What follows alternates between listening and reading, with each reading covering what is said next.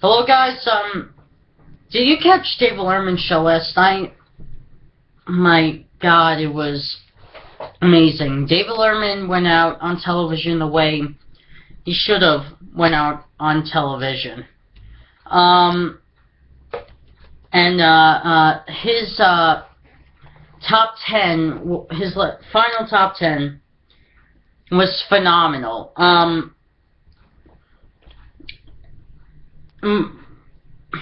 Jerry Seinfeld was number 7. Yeah, he was number 7. And he said, Dave, after you retire, I don't know what I'm going to do. Hold on. I already thought about it. I'll be fine. His was funny. One that really stood out was Julia Louis-Dreyfus's top 10 thing, and these were things that they always wanted to say to Dave, and this was their last time to say it since it was his final show last night. And Julia Louis-Dreyfus's was just unbelievably funny, and it caught Jerry Seinfeld off guard, literally. His mouth was open, like someone busted his jaw open. She said, Dave, thanks for letting me be a part of another disappointing series finale. If you don't know what she means by that, Julia Louis-Dreyfus didn't think Seinfeld ended the way it should have ended. She was with a lot of the fans. A lot of the fans didn't like how Seinfeld ended. And, so, with David Letterman leaving, that is disappointing to late-night viewers like you and I. But I love how she said it so perfectly, and Jerry Seinfeld was literally caught off guard. He was like, he was like that, and then David Letterman said, I had nothing to do with that either. And, even David Letterman thought that was so funny.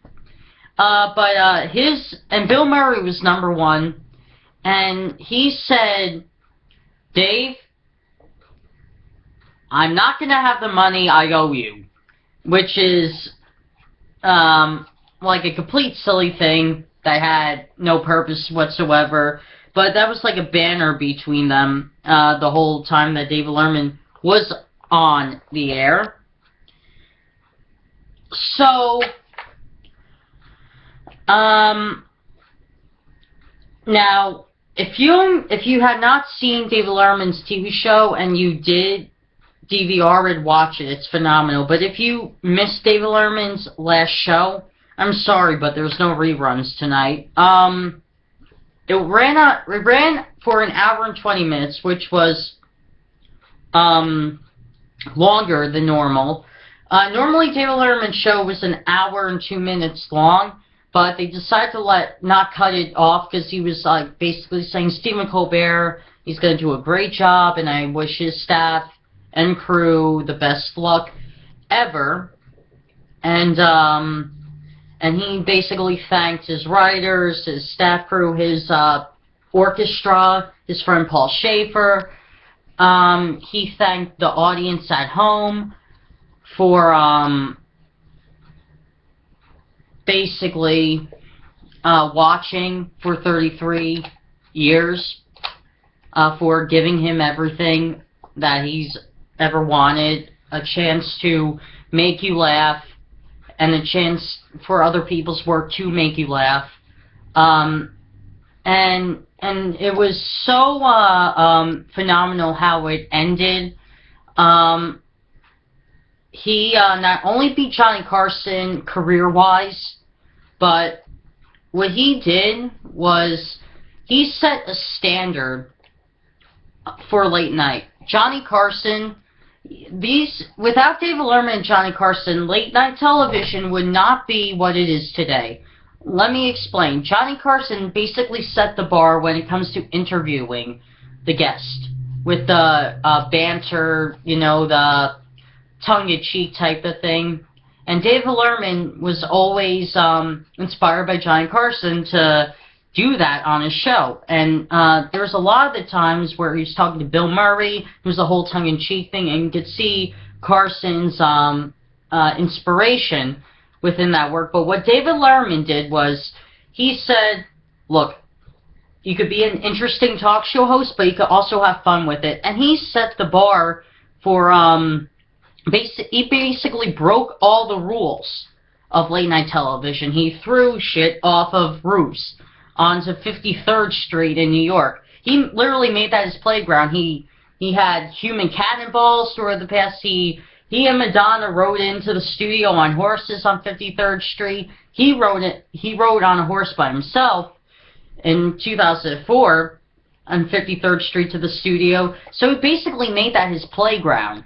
And he started this whole gaming system on late night shows. And I watched him on and off for 13 years of my life. I watched Jon Stewart for at least 13 or 14 years of my life, on and off as well. But the point being is, David Letterman and Jon Stewart have been a part of my life for as long as I can remember. And with David Letterman gone, it leaves this hole.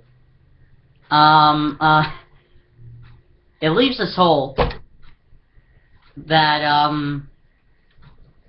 you don't know when it's going to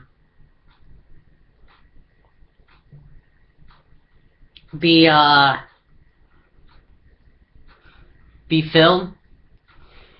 There's this empty hole now that will forever be there, but the memories are still there. And when Jon Stewart signs off, August 6th, man, that's the end of late night. It really is. It's such a sad thing to talk about because these two men gave you laughter. It didn't matter which one you watched, but if you had a tough day at work, David Letterman and Jon Stewart were there. But now since they're going away, I don't know, I guess it's going to be difficult to find the next comedian to tuck you in at night. So thank you, David Letterman, for everything you've given to us over the years. We'll miss you. We really will. Now that I got that out of the way,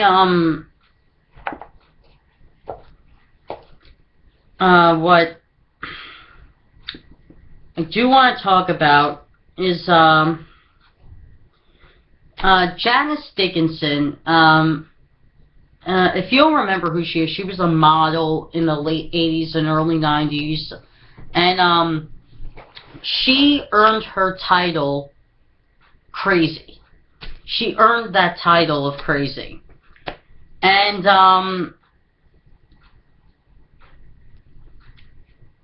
if you don't know what I mean by the title of Crazy, when she began to model, she accused her father of raping her. And then sometime in like 92, 93, she accused Bob Barker of raping her, and she was, of course, one of the Price is Right models during the time. And, of course, it didn't even go to court because Bob Barker literally had nothing to hide. He took a lie detector test and passed, and her father was dead by the time she was a model. So now she's accusing Bill Cosby of raping her, and you know what? I don't believe her. I really don't believe her, because she is so crazy. She's so batshit crazy she belongs in the Republican Party. This is how crazy she is. If she has less money than she already has, she'll accuse the next guy of raping her. And this seems to be her MO. And I'm not saying all of the women who are accusing Bill Cosby are doing this. But her especially, she is doing that. Without question, she is doing that. And, the others, I'd give the benefit of the doubt. And I give Bill Cosby the benefit of the doubt as well. Because people are like, oh, he's raped me, he raped me, he raped me, he raped me. But then they're not giving him a chance to speak. No. They're not giving him a chance to speak whatsoever. So, and social media is not giving him a chance to speak. Social media is just accusing him of being a rapist without knowing all the facts. So, I don't give her any benefit of doubt whatsoever. I don't believe Janice Dickinson whatsoever.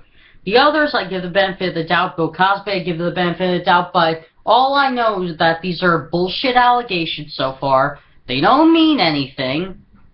And you know what? I think people are just doing this to ruin Bill Cosby's life, because people these days, when they get bored, they go to the most obscene and absurd ways of ruining someone's life. And it's always a male celebrity. You never see any women being criticized for rape scandals. I'm just saying. So, this Monday's Labor Day. Just putting it out there. But, and considering that Monday's Labor Day,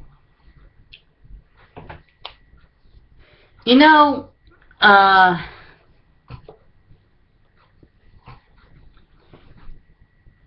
if you're a Republican,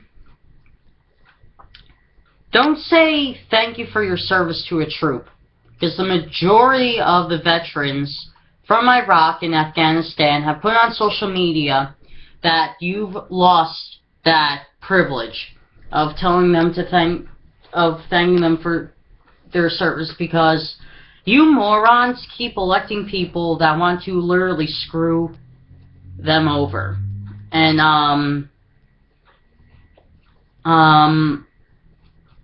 you've lost that right if you're a Republican to thank someone for their service. You really have. You really have lost that right. And, normally I don't like the whole Democrat thing, a Republican back and forth, Republicans this, Democratic that. Yeah, you know, both parties have their nutbags. The parties have the responsible ones, and then both parties have the ones who go either way. And this is true for all political parties, especially for the Democrats or Republicans. And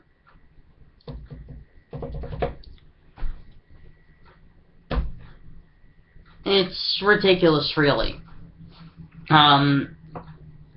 Like I said, if you're a Republican, you've lost your right to thank a veteran for their service. You really have. So,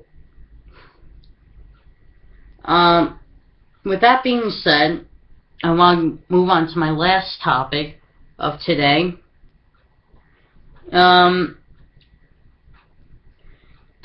Ray Rice is in the news again, and he has been dismissed for all domestic charges. Now, this is a guy who I do not give the benefit of the doubt, because there is a viral video of him beating his fiancée. And, you know what? I find it ridiculous. He gets 6 months. Tom Brady gets 4 games and gets fined $1 million. You know what? Tom Brady cheated. This is common knowledge. Fire his ass. Ray Rice beat his wife. There's viral video. Gets 6 months. No. Fire his ass as well.